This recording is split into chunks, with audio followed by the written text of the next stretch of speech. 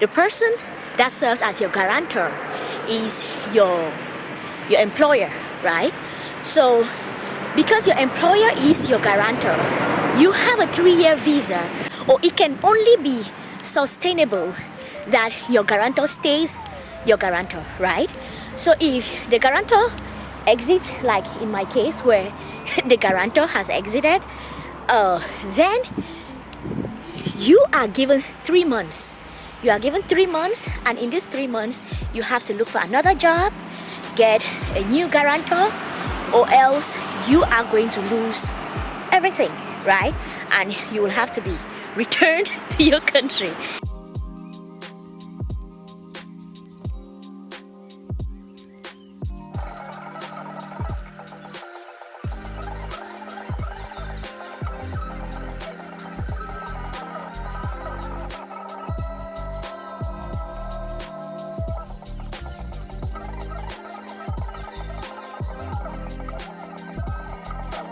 So this is life living abroad as a doctor without a job, because I just lost my job, and I really want to document this journey because it's something I've never experienced before, and I'm interested in sharing it with as many people as possible, because there is always that thought process that you have when you're born into an African family, you are taught that you should go to school, study hard, get a scholarship, move abroad, and life will be okay. Like, life will be fine for you, right? You do that, and then you wake up 10 years later and you don't have a job. Then you have to figure life out. So that has been my experience. This is actually day 2. So this is like a pretty new experience for me, and as you can see up, it's spring, so sakura. I'm walking under the sakura. I'm actually going for a run because I need to run. You are going to lose your mind, and losing your mind is not a very good thing to do. That's why I'm out for a run. So I'll just tell you all maybe a little back story about me.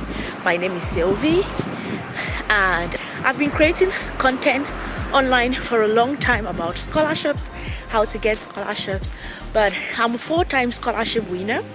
I got my first fully funded scholarship in 2014, which was the MEX Japanese government scholarship, and then after that I applied for other scholarships. I got the Yala Fellowship, I got the Mandela Washington Fellowship, and then I got the Clinton Global Initiative Fellowship. So those are the scholarships that I've gotten. And I've been living abroad for the past 10 years. And on April 1st, yesterday, my boss sent me a message telling me that they actually they no longer need my services. So I was like, okay, I'm going to share this experience with you all. Anywho, so my first thoughts, this is where I am walking. That's the road there, and then I'm actually just walking along this path here. So this is the banks. This is in Tokyo. So this is the banks of the Tamagawa River, and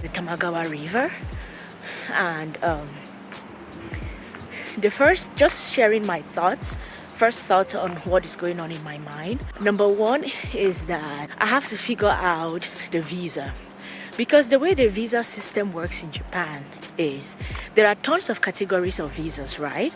You have, and I fall under the humanities visa, so I have like a 3 years humanities visa. But the problem is that this visa is dependent on you having a job. In order to get this visa, you need a guarantor, and most times the person that serves as your guarantor is your employer, right? So because your employer is your guarantor, you have a 3-year visa, but it is predicated, or it can only be sustainable that your guarantor stays you are given 3 months. You are given 3 months, and in these 3 months you have to look for another job, get a new guarantor, or else you are going to lose everything, right? And you will have to be returned to your country. So I actually have 3 months to figure this out. And another issue with that is, it's not just the issue of the guarantor, that is an issue. But the other thing is that also in Japan, you have, how do I explain this? I have a 3-year visa and it's called a humanities visa. So if I have to look for a job, I can only maintain this 3 years if I get a job that is within the visa category that is called humanities, right? If I get a job outside of that category, the system resets. So I go back to, probably they're going to give me maybe a 1-year visa or a 6 months visa. So even if when you lose your job and you have a particular visa category, you have to look for a job within that visa category. Because if you go to another visa category, the system is going to reset. I know so many people who sort of had, because the idea is you get a 1-year visa, then the next time you apply, you get a 3 years visa, the next time you apply, you're going to get a 5 years visa, and then the next time you can now sort of start moving your way to working, to getting like a permanent residence or something. So it has to add up. So because I have a 3-year visa, it is okay, the next time I should have a 5-year visa, then the next time I should probably have a permanent residence. But the problem is that if I don't stay within this humanities category, if I go get a visa in a different category, it resets. So I get back to 1 year that I have to work my way through. So you can see how that can be crazy because, my goodness. So it resets every time. Yes, it does. And so those are the things that I'm worried about. Number one, that's the visa issue in Japan.